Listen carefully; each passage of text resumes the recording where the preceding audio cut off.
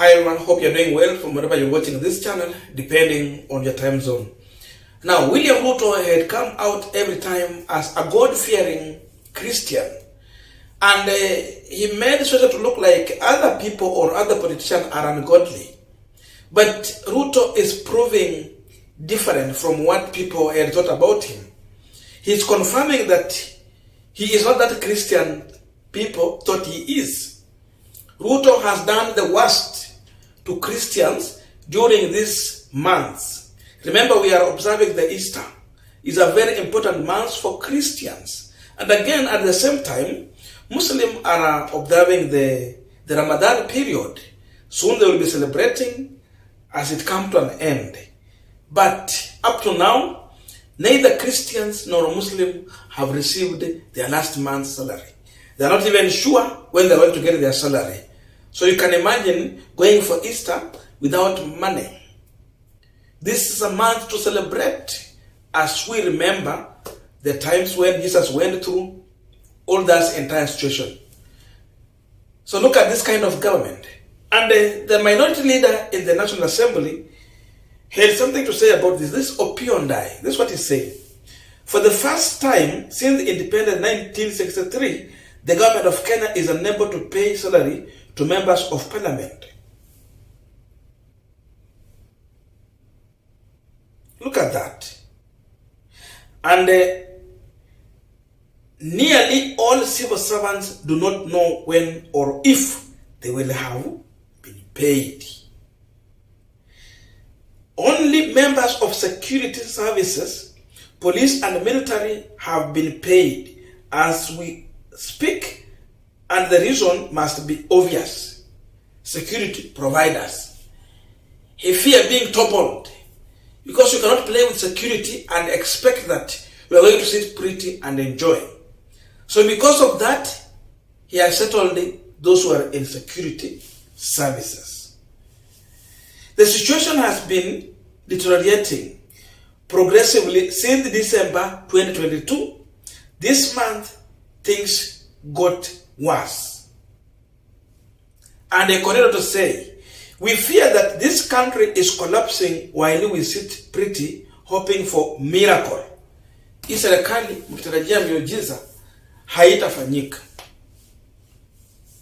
Haitafanyika. That is the situation we are in now. We are talking about last month's salary. Today is 7th. Is it 8 or 7 up? People are yet to get salaries.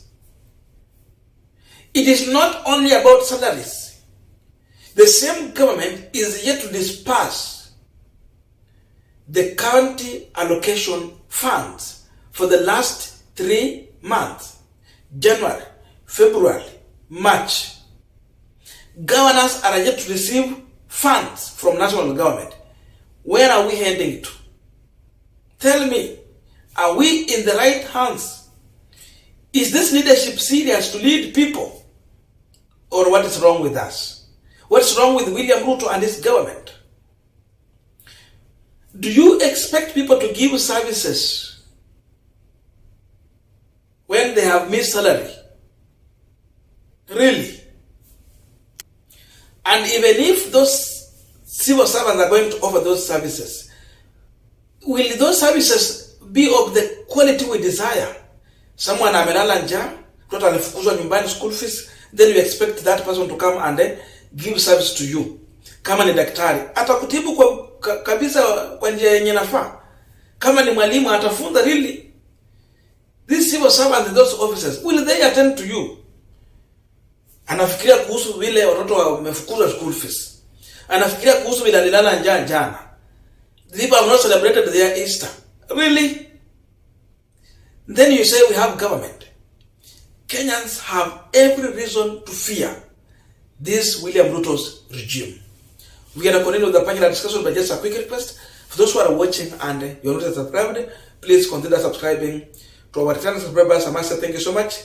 And again, to all our viewers, please give our video a thumbs up.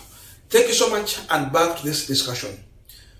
When the campaign was on, we were telling our people that we don't see William Ruto embracing devolution. Kenyans had every reason to doubt William Ruto when it comes to the matter of devolution. And that could be the reason why people voted for Raila Odinga, but the IBC chairman, Wafula Chebukati, gave us another person. That would be the reason why, even in the Mount Kenya region, Raila managed to get 2 million votes. And that's why they're saying open service. Remember, the problem is not that Ruto won the election. The issue is that the Kamangos and the Chebukatis gave us another person. And they care the less. Have you asked yourself a question? If Ruto was voted for by people through the ballot, and they know very well that he came to power through the ballot, can he delay salaries of civil servants? Can he delay to disburse government funds? The others no, because he will understand that he got to power through the popular majority vote. But you know how he came to power. That's why he cares the less about you. That's why he don't have any plan to work for you. That's why our brothers, sisters, mothers, and our fathers, including our grandfathers, are going for months without salary. Sasa huyu ndio Mkristo ako kwa power. Wakristo sasa hivi wana celebrate Easter. How do you celebrate that Easter? Hakuna pesa.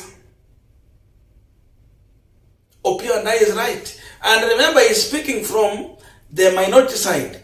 Even the government side, they have problem. But now they cannot speak to William Ruto in public. So they need someone like Opiyo Wandayi to speak on their behalf. I saw Bwana Khalwale making another fake allegation because he cannot approve what he's talking about. He said that Opiyo Wandayi is playing cheap politics. For him, he's claiming that he got salary. Let him share his payslip for last month so that we can understand. The same way Peter Selassie, the MP for Mias East, shared his payslip. Let Bwana Khalwale share his payslip so that we can see really he got salary. And if he got salary, now he's a senator, what about the disbursement of county funds? Saizi madaktari hawajapata mshahara, wanangojea county government ipate pesa ndio iwapee mshahara. Watoe wapi? Where is the money going to?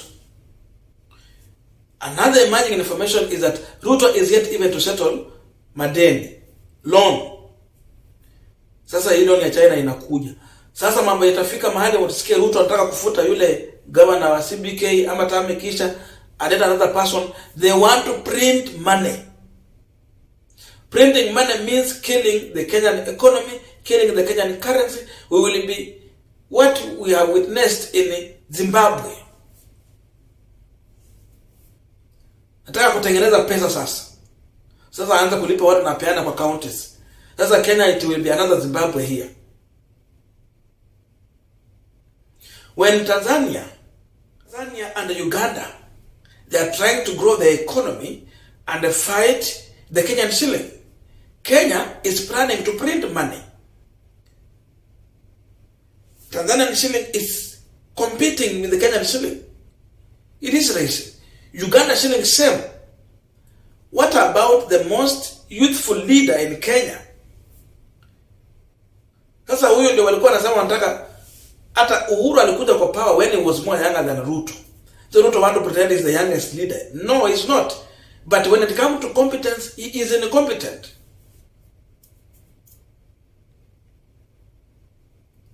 We have every reason to worry about this regime. So they will care nothing about you because they know how they came to power. They don't have any interest to help you. Imagine one person missing a salary in a family. It means the entire family is going to have big problem. Sababu unajua ukiajiri tu mtu mmoja kwa jamii kubwa hapo inafaidia. Kuna mfanyakazi hapo, we have relative who depend on that way, same person, we have the first family there. So the entire community has a problem. Wako na madeni. Mtu wa kioski anangoja huyu mtu wa mshahara apate mshahara amlipe deni. So even the hustlers in the village are going to suffer because people have not received salary. No circulation of money. Sasa ni madeni kila mahali. Sasa huyo ndio president of hustlers. Are they trading with people's salary? Wameweka hii pesa ianza kuzaana kwanza kwa fixed deposit account ama ni nini? But in as much all this is happening, we are well aware about the budget ya William Samoei Ruto. State House budget. A 12-month budget was consumed within 6 months, and he requested for supplementary budget. Same to Gachagwa's office. So they are spending on recurrent budget. Sasa ni mambo tu ya hospitality. Hiyo ndio pesa inaenda. But civil servants are yet to get their salaries. Members of parliament. Okay, for members of parliament, they can fight for themselves. They know how they can sabotage him. So he will give them salary on time. What about these civil servants and the county governments? He want to kill devolution? So that everyone will be coming to his office to beg for funds? Sasa huyu ndio the living and breathing Moi of our times. He want resources to be at the exact level. Ikuwe tu yeye ndio akona pesa pale kwa executive na yeye ndiye decide where the money need to go. So that atakuwa ni mheshimiwa mtukufu rais. So that all governors will be going to beg him. Really, Kenyans have every reason to get out and be part of the mass action to send these people home if this is the kind of behavior they are going to emulate. We cannot encourage such kind of behavior in this century. They have collected taxes. KRA imepata ushuru more than even what they expected. If they are getting taxes, what stops them from paying salaries timely? Huyo ndio Mkristo wenyu, huyo ndio hustler wenyu, na huyo ndio president wenyu sasa. There is every reason that Kenyans must send a strong warning to this government. It will happen through mass action.